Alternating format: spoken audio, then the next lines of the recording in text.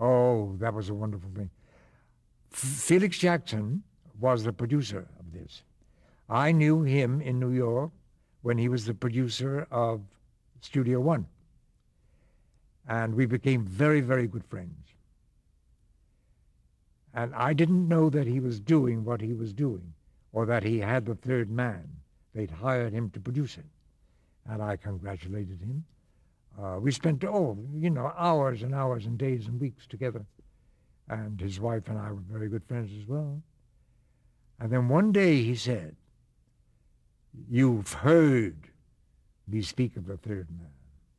And Michael Rennie is going to play Harry Lime." I said, "That's wonderful. And I'm delighted. I'm sure it'll be a big hit." And he said, "I have created a part for you which was not in the movie." I said, "You have? What's the part?" Bradford Webster, Michael Rennie's buddy.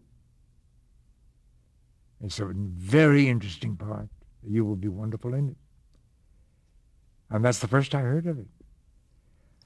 Now, usually when you're hired to play a part, they make a little cocktail party before the first shot. And that's the way. This one didn't happen that way. I met Michael at the first day's shooting. And I thought that was rather strange. They sent me the call sheet, and I came to work. And there was Michael, all 6'4" of him, Mr. Gorgeous. Mr. Gorgeous.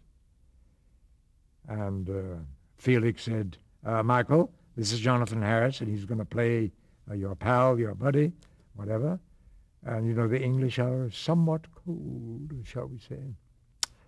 And so we shook hands and said, "How do you do?"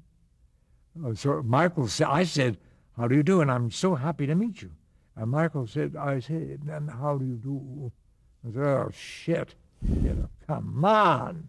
Wake up." We soon broke that down. We became, such wonderful, wonderful friends. Tell us about the premise of the show and some of the storylines. The premise of the show was adapted from the movie. The Orson? Yes, adapted, loosely adapted. Because, I didn't appear in the movie at all. The Orson Welles movie. The Orson Welles movie. They grabbed stuff from the movie. And Harry Lime was still Harry Lime, more or less the same Harry Lime of the movie. It was more or less devoted to very beautiful girls, one of which he had every week, different girl every week. And I stayed on forever. And it turned out, because of me, to be a most interesting part. What to do with this part? Let me see.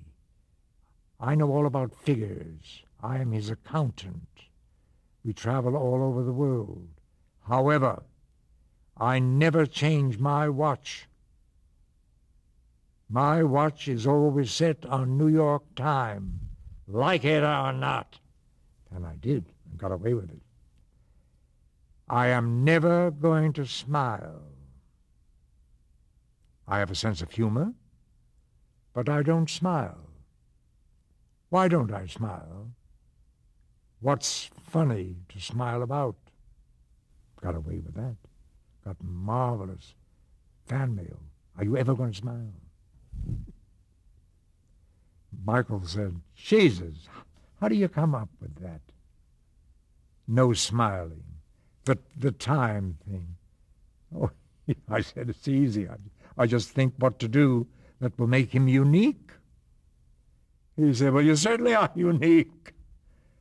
And it worked. All of that worked. Because of the way that I did that, the truth with which I played that, the no smiling was not a gag.